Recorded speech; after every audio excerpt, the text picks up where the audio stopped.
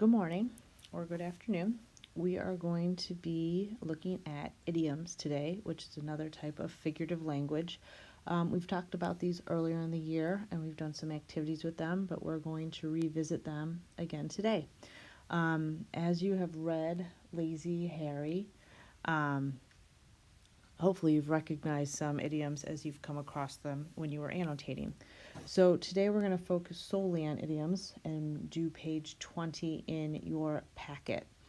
We're going to focus on the literal meaning and the non-literal meaning of each idiom. So for this screencast or mini lesson, I am just going to get you started on the first example, and then hopefully you'll be able to move along and do the rest of the activities on your own. So the idiom that we're going to look at for our mini lesson today is clear as day. So I went back into the Lazy Harry story and I found it here in paragraph 5. It says, one day Harry sat down to think about his dilemma.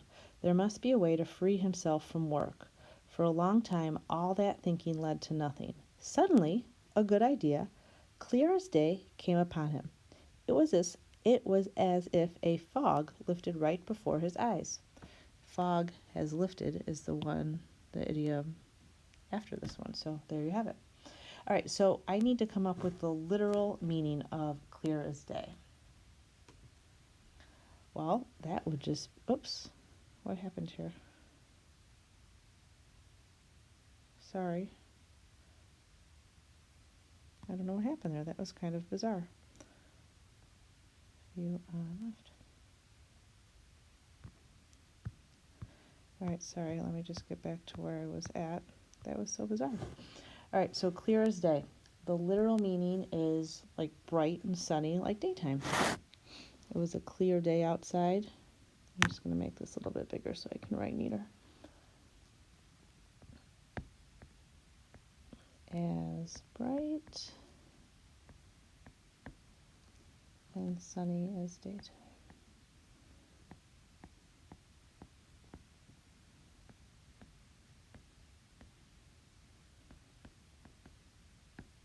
Okay, now we're going to talk about the non-literal meaning. Clear as day means it's obvious. The idea is obvious. So, for example, suddenly a good idea came upon him. Like, well, it's kind of like that duh moment. Well, duh. So it's an idea that that's obvious.